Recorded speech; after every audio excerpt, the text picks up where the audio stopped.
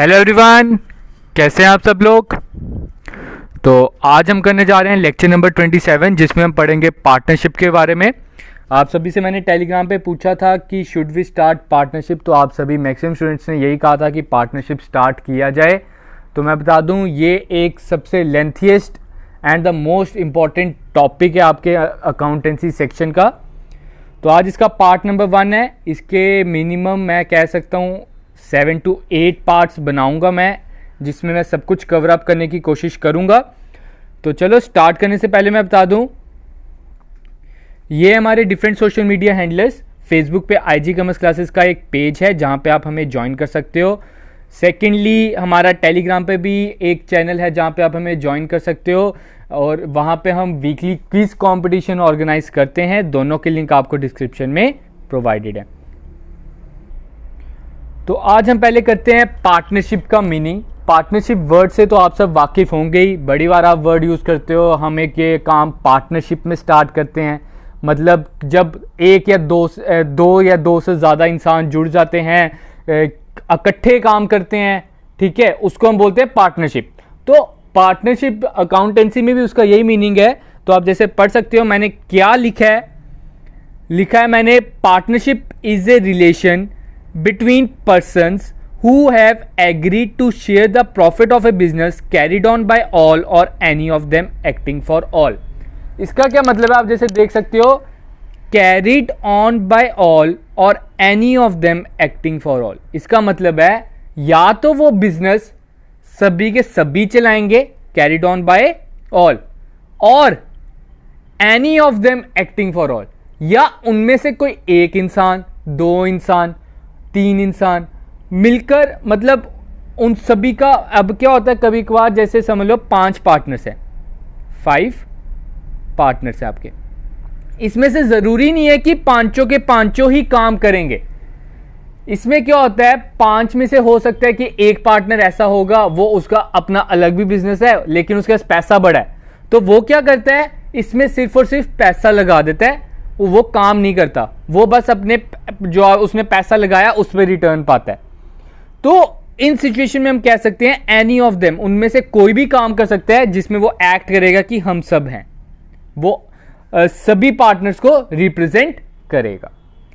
ठीक है, आगे क्या लिखा है आप पढ़ सकते हो। ये मोस्ट इंपॉर्टेंट जो आगे मैं पढ़ने वाला हूं, आपको MCQ में पूछा जा सकता है। क्या है, persons who have entered into partnership are individually known as partners. मतलब आपको समझ लो 5 पार्टनर्स हैं, तो इन 5 पार्टनर्स का एक एक, अगर मैं बोलूं, एक राम है, एक श्याम है, एक रोहित है, एक मोहित है और एक गोपाल है, तो इन सभी को अकेले की बात की जाए जब, तो उनको हम बोलेंगे पार्टनर। राम की अगर अकेले की बात की जाए तो मैं बोलूंगा कि हाँ भाई, ये XYZ कंपनी का पार्टनर है। बट अगर हम उनके कलेक्टिवली नाम लें, हम उनका अगर कलेक्टिवली इकट्ठे, अगर उन सभी को राम, श्याम, मोहित, गोपाल और जो भी रोहन, मैंने जो 5 नाम लिए, इन 5 का अगर मैं इकट्ठे नाम लूं तो वो कहलाएंगे फर्म। ये मोस्ट इंपॉर्टेंट है, आपसे पूछा जा सकता है MCQ में। मैंने मॉक टेस्ट नंबर 2 में भी डाला था एक क्वेश्चन। क्या था, persons who have entered into partnership are individually known as partner. वो इंडिविजुअली किस नाम से जाने जाते हैं, पार्टनर, और कलेक्टिवली किस नाम से जाने जाते हैं, firm. And the name under which the business of a firm is carried on is called firm name. और जिस नाम से वो बिजनेस चला रहे हैं, जैसे कि मैंने नाम लिया XYZ, उनकी कंपनी का नाम है XYZ, तो उसको हम क्या बोलते हैं, फर्म नेम। होप कि क्लियर होगा। पार्टनरशिप क्या है, एक बार फिर से डिस्कस कर लेते हैं। पार्टनरशिप वो है जिसमें 2 या 2 से ज्यादा इंसान मिलकर बिजनेस स्टार्ट करते हैं और वो प्रॉफिट शेयर करते हैं आपस में। मेन मकसद क्या है पार्टनरशिप का, प्रॉफिट शेयरिंग। सेकेंडली आपने ये चीज याद रखना है, वो इंडिविजुअली अगर पार्टनर्स की बात की जाए तो वो किस नाम से जाने जाते हैं, वो जाने जाते हैं पार्टनर्स के नाम से। अगर कलेक्टिवली की नाम लिया जाए तो वो जाने जाते हैं फर्म के नाम से। और जिस नाम से वो बिजनेस चला रहे हैं वो किस नाम से जाना जाता है, फर्म नेम। होप कि क्लियर होगा। अब आगे बढ़ते हैं। आगे मैंने क्या लिखा है, जो इंडियन पार्टनरशिप एक्ट है, वो कौन से ईयर में पास हुआ था ये भी आपको पता होना चाहिए। It is governed by Indian partnership act 1932। ये डेट आप याद रखें, 1932 में इंडियन पार्टनरशिप एक्ट पास हुआ था।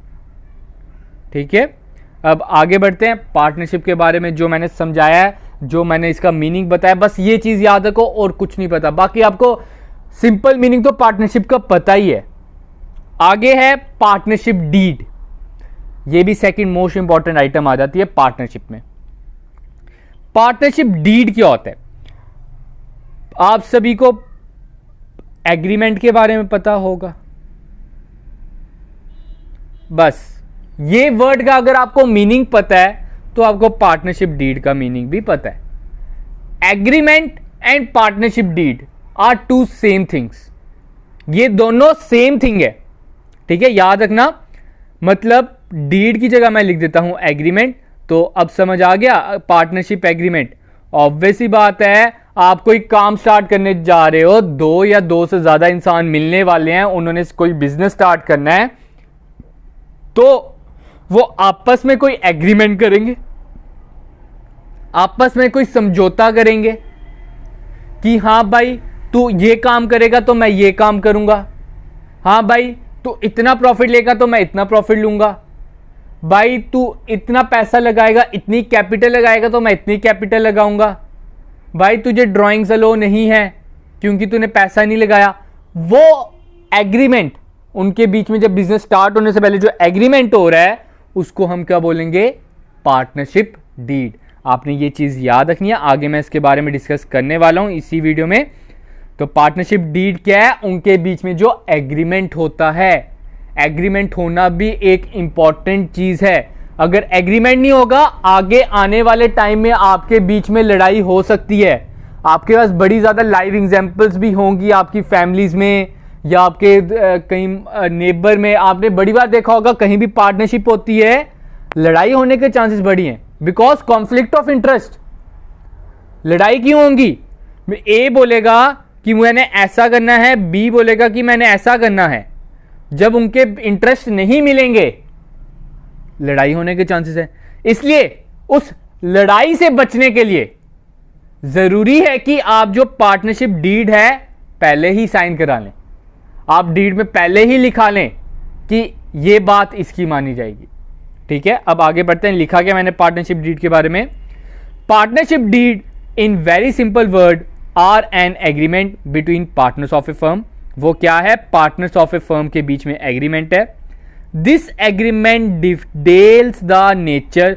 अब इस एग्रीमेंट में क्या क्या होना चाहिए ये बताया है। नेचर ऑफ द फर्म, मतलब आप किस नेचर का बिजनेस कर रहे हो, शू मेकर हो, जनरल स्टोर हो, स्टेशनरी का है, कोई भी, वो आपका आ गया नेचर ऑफ ए फर्म। आपकी ड्यूटीज क्या होंगी, ए की ड्यूटी क्या है, बी की ड्यूटी क्या है, मिस्टर सी की ड्यूटी क्या होगी फर्म के प्रति, राइट क्या है पार्टनर्स के, उनकी लाइबिलिटीज क्या होंगी, उनके बीच में रेशियो क्या रहेगा प्रॉफिट एंड लॉस का। ये सब कुछ, सिर्फ ये नहीं जो मैंने लिखी हैं, और भी आपको जो इंपॉर्टेंट आइटम्स लगती हैं वो डिपेंड करता है पार्टनर्स पे कि वो क्या घुसाना चाहते हैं पार्टनरशिप डीड में।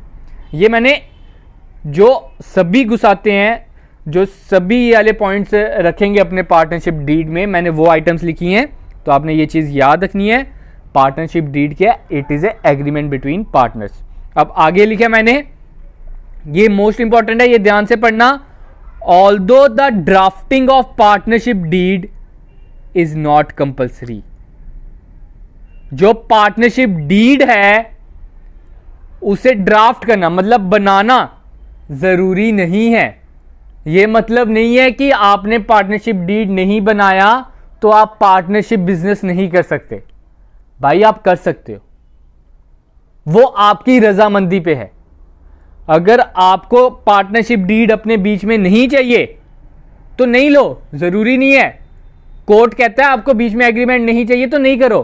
पार्टनरशिप एक्ट 1932 कहता है आपको अपने पार्टनर्स के बीच में एग्रीमेंट नहीं चाहिए तो नहीं करो, लेकिन it is a advisable to do so. लेकिन ये एडवाइस दी जाती है कि अपने बीच में आप एग्रीमेंट जरूर रखें ताकि आने वाले टाइम में कोई लड़ाई ना हो सके, कोई कॉन्फ्लिक्ट ऑफ इंटरेस्ट ना हो। This helps in ensuring that all the terms agreed by partner exist in written form. इससे क्या होगा, सारे के सारे फॉर्म रिटन फॉर्म में होंगे। क्या पता 2 साल के बाद आपके बीच में कोई लड़ाई हो जाती है पार्टनर्स में, तो आप बोलोगे कि हाँ तूने उस दिन ये बोला था। आपको पता है ना कोर्ट क्या मांगता है, एविडेंस मांगता है। उस टाइम पे आप एविडेंस क्या प्रूव करोगे? अगर आपके बीच में एग्रीमेंट हुआ होगा तो आप उसे एज ए एविडेंस शो कर सकते हो। तो इसलिए मैंने ये बोला it is advisable to have ए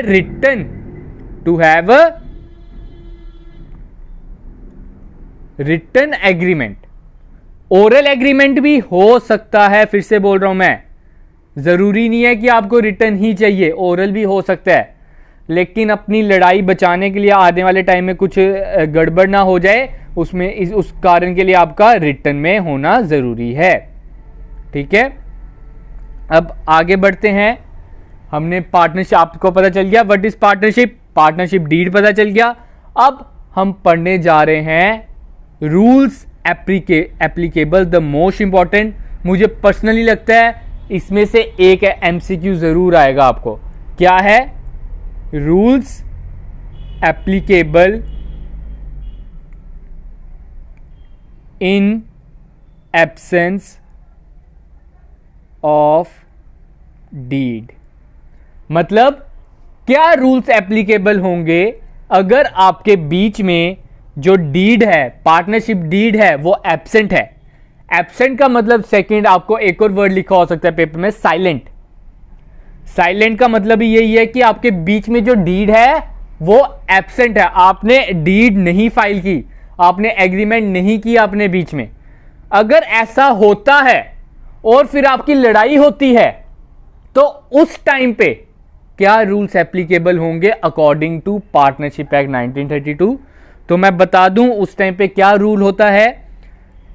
समझ लो, मैं एग्जांपल लेता हूं, दो पार्टनर्स हैं ए एंड बी। आपके ये जो मिस्टर ए हैं और मिस्टर बी हैं, इनके बीच में कोई एग्रीमेंट नहीं है, इनके बीच में कोई एग्रीमेंट नहीं है। लेकिन कुछ टाइम के बाद क्या होता है, मिस्टर ए बोलता है भाई मैं ज्यादा काम कर रहा हूं, मैंने सैलरी लेनी है 10,000। मिस्टर ए क्या बोलते हैं मिस्टर बी को, मैं ज्यादा काम कर रहा हूं, मुझे सैलरी चाहिए 10,000। मिस्टर बी कहता ऐसा कोई एग्रीमेंट नहीं हुआ भाई साहब हमारे बीच में, ऐसा कुछ नहीं हो सकता। तो मिस्टर ए ने क्या किया, केस फाइल कर दिया कोर्ट में कि मुझे 10,000 सैलरी नहीं मिल रही, मैं ज्यादा काम कर रहा हूं, मुझे सैलरी मिलनी चाहिए। फिर अब कोर्ट किसकी सुनेगा? कोर्ट सुनेगा मिस्टर बी की, ना कि ए की, क्योंकि आपके बीच में कोई एग्रीमेंट नहीं है। कोर्ट ने बोला आपके बीच में कोई एग्रीमेंट नहीं है तो आपको कोई सैलरी मिलने का भी हक नहीं है। मतलब पहला रूल क्या कहता है, आपको सैलरी, अगर आपका एग्रीमेंट साइलेंट है तो नो सैलरी। पहला रूल क्या कहता है, अगर आपके बीच में agreement is silent, there is no partnership deed, then there is no clause to provide you any type of salary. तो इधर मिस्टर ए जीत, मिस्टर बी जीत के। आगे है इंटरेस्ट ऑन पार्टनर कैपिटल। अब मिस्टर ए ने बोला मुझे इंटरेस्ट ऑन कैपिटल भी चाहिए, तो मिस्टर बी ने बोला नहीं, तो कोर्ट ने भी कहा हाँ नो इंटरेस्ट, आपके बीच में कोई एग्रीमेंट नहीं हुई। भाई साहब आपको पहले ही हमने एडवाइस दिया था, आप पार्टनरशिप स्टार्ट कर रहे हो तो अपने बीच में एग्रीमेंट कर लो, लेकिन अब आपने एग्रीमेंट नहीं की, आपसे गलती हो गई है, तो कोर्ट भी इसमें कुछ नहीं कर सकता, आपको इंटरेस्ट ऑन पार्टनर्स कैपिटल नहीं मिलेगा, कुछ नहीं मिलेगा, भूल जाओ।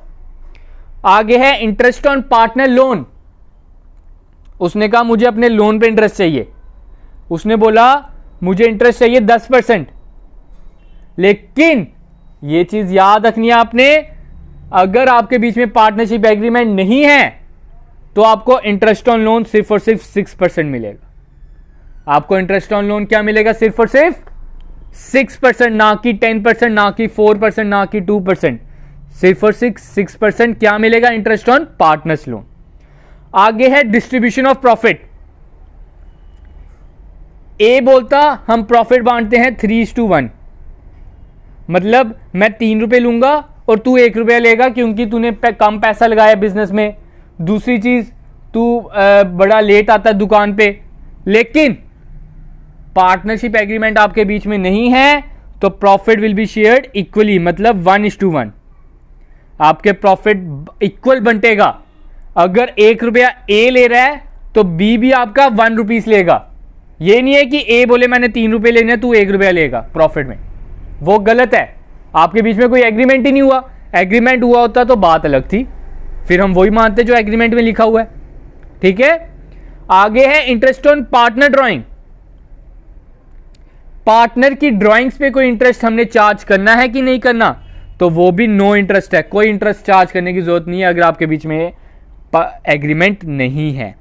तो इधर से हमें क्या पता चलता है, एक बार फिर से मैं डिस्कस कर लेता हूं। जब भी आपके बीच में एग्रीमेंट नहीं हुआ, आपके बीच में एग्रीमेंट नहीं हुआ, आपके एग्रीमेंट जो है एब्सेंट है, सिर्फ और सिर्फ इंटरेस्ट ऑन पार्टनर लोन 6% मिलेगा और प्रॉफिट जो है इक्वल होगा, बाकी सब no. Salary no, interest on partner capital no, commission no, then आपका इंटरेस्ट ऑन ड्राइंग नो। सिर्फ और सिर्फ आपने क्या याद रखना है, जब भी आपके बीच में एग्रीमेंट नहीं हुआ, आपको इंटरेस्ट ऑन पार्टनर लोन देना है 6% पर एनम और प्रॉफिट देना है इक्वल। होप कि क्लियर होगा। इसमें से एक एमसीक्यू आने के बड़े ज्यादा चांसेस हैं, इसको याद कर लो, बड़ा इजी भी है, आपका 1 मार्क्स सब कहीं नहीं जाना चाहिए इधर से। अब आगे बढ़ते हैं, आगे हम पढ़ने जा रहे हैं प्रॉफिट एंड लॉस एप्रोप्रिएशन के बारे में। Profit and loss appropriation account के बारे में पढ़ेंगे इस वीडियो में, जो हमारा लास्ट टॉपिक रहेगा इस वीडियो के लिए। क्या है profit and loss appropriation account, तो मैं बता दूं, आप सभी को याद होगा, हमने पिछली वीडियो में क्या पढ़ा है, फाइनेंशियल स्टेटमेंट।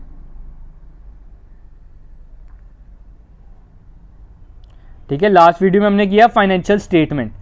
तो फाइनेंशियल स्टेटमेंट में हमने क्या पढ़ा, हमने उसमें पढ़ा ट्रेडिंग अकाउंट, फिर profit and loss account, then balance sheet. लेकिन इधर क्या हुआ, इधर हमारा आ रहा है profit and loss appropriation account. ठीक है, अब हम क्या पढ़ेंगे, पहले हम पढ़ेंगे ट्रेडिंग अकाउंट,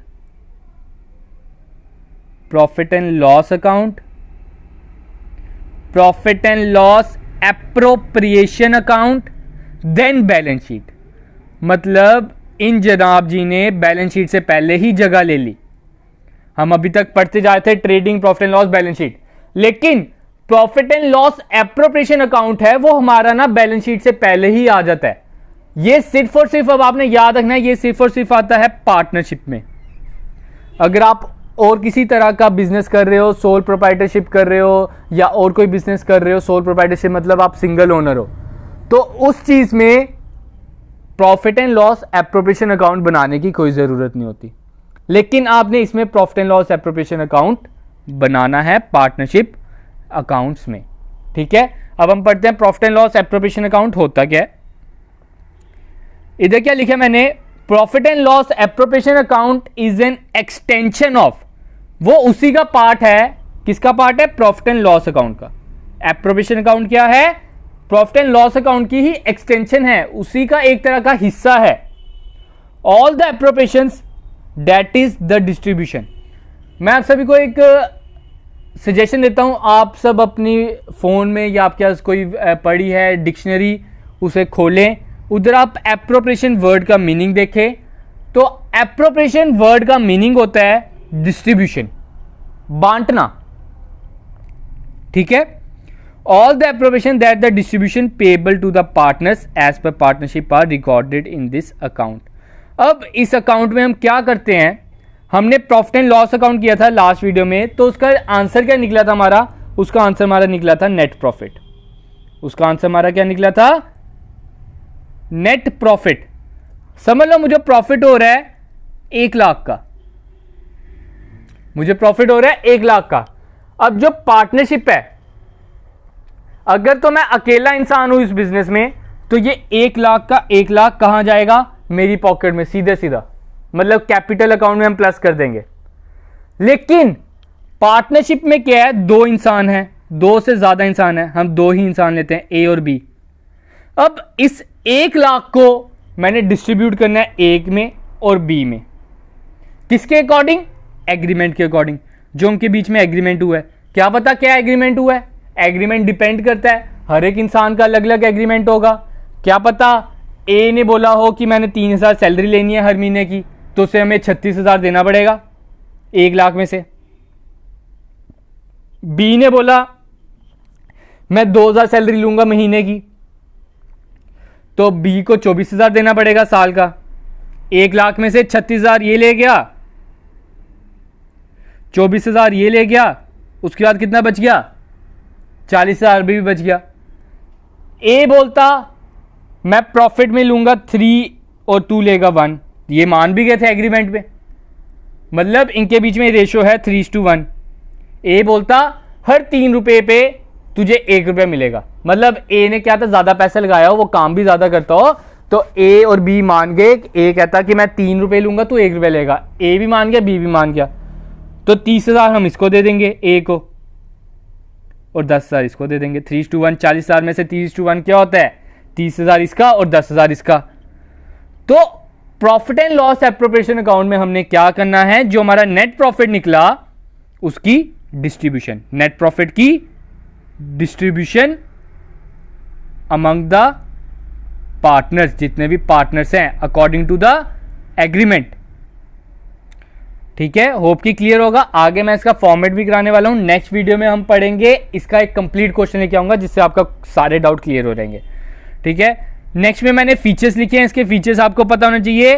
पहला मैंने क्या लिखा है, it is prepared after profit and loss account, मतलब पहले बनेगा ट्रेडिंग अकाउंट, फिर बनेगा प्रॉफिट एंड लॉस अकाउंट, फिर बनेगा profit and loss appropriation account, फिर क्या बनेगा, बैलेंस शीट। ये 4 चीजें ऐसे, trading, profit and loss account, profit and loss appropriation, then balance sheet.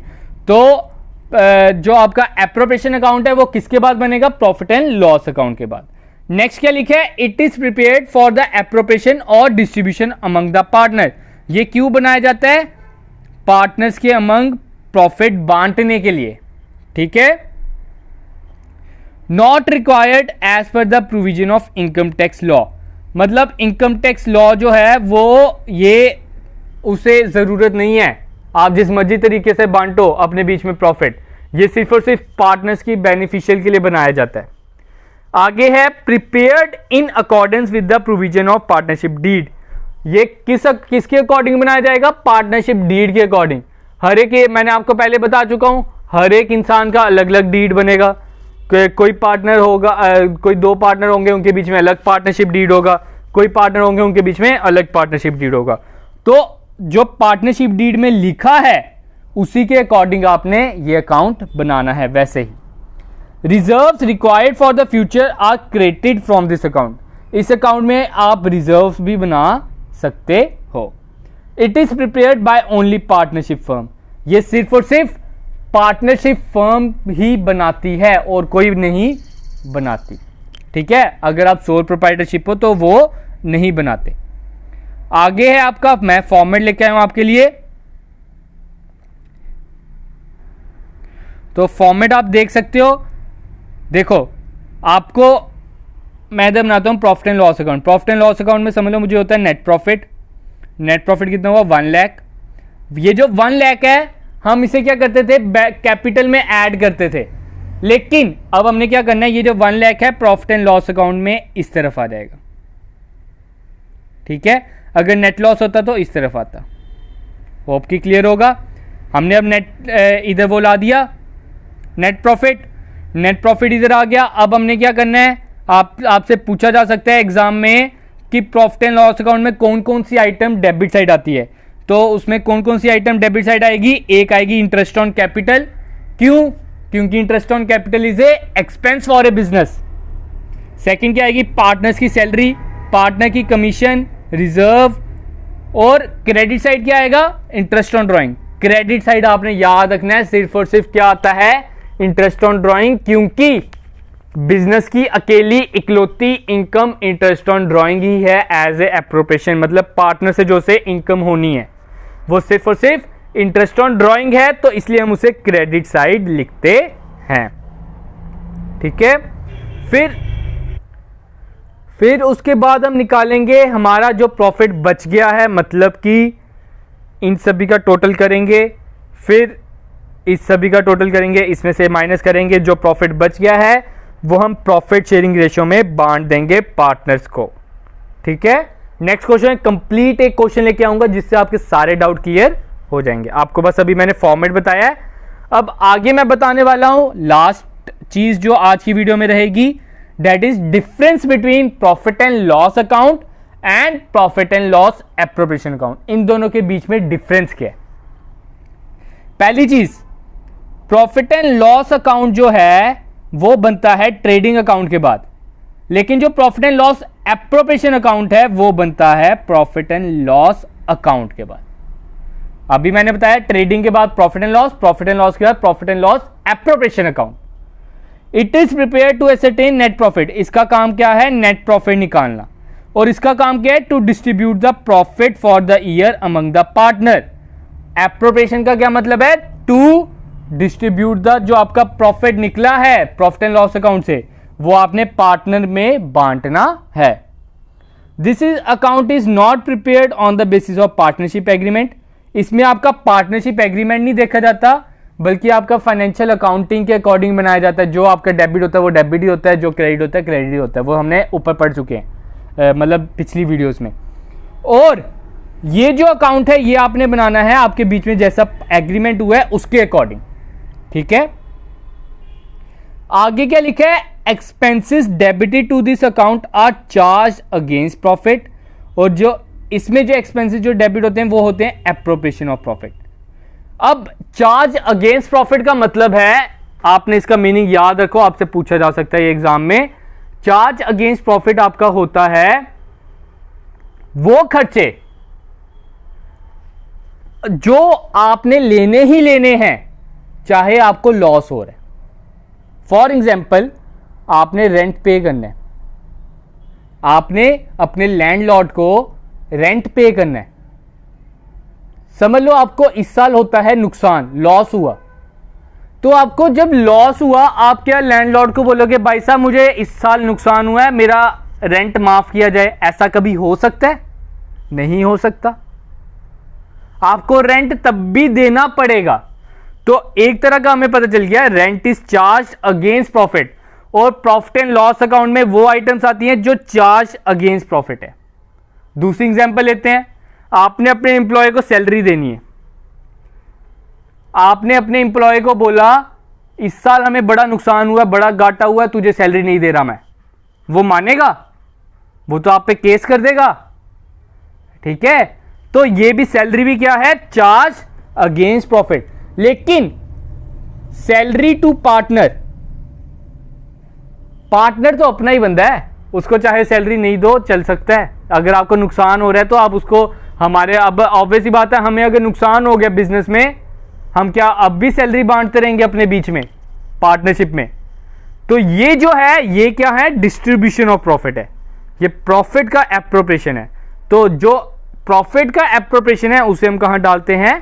Profit and loss appropriation account में। और जो चार्ज अगेंस्ट प्रॉफिट है वो खर्चे कहां आएंगे? प्रॉफिट एंड लॉस अकाउंट में। तो आज के लिए इतना ही था। आगे आपके लिए होमवर्क, सिंपल क्वेश्चन डाले हैं, इसका आंसर जरूर कमेंट सेक्शन में लिखना। क्या है पहला question? What type of agreement is used to form a partnership business? Partnership business में कौन सी तरह का एग्रीमेंट होना चाहिए? रिटन ओरल की, रिटन ओरल बोथ की, नन? सेकंड, अगर आपके बीच में कोई पार्टनरशिप एग्रीमेंट नहीं है, what will be the percentage of profit sharing ratio between them? Profit ratio क्या रहेगी अगर आपके बीच में कोई एग्रीमेंट नहीं है? नेक्स्ट है, which account is prepared in partnership business only? कौन सा अकाउंट सिर्फ पार्टनरशिप बिजनेस में बनाया जाता है? नेक्स्ट है, profit and loss account is prepared after? Profit and loss account लिखा है, ना कि मैंने एप्रोप्रिएशन लिखा है। इसका भी आपने राइट आंसर देना है, ध्यान से क्वेश्चन पढ़ा करो। तो अगर आपको वीडियो अच्छी लगी है, मैं आपको यही कहूंगा, please like share and comment on this video. अगर आपको अच्छी लग रही है, कोई आपको हेल्प हो रही है इससे क्या होता है, वीडियो बनाने वाले को मोटिवेशन मिलती है कि हाँ भाई आपके वीडियोस लाइक की जा रही है, वो और अच्छा कंटेंट लाने की कोशिश करता है। तो आज के लिए हम इतना ही रखते हैं, मिलते हैं कल आपसे न्यू वीडियो के साथ जिसमें हम पढ़ेंगे, एक कंप्लीट क्वेश्चन लेके आएंगे प्रॉफिट एंड लॉस एप्रोप्रिएशन का। Thank you guys, have a good day and enjoy your day.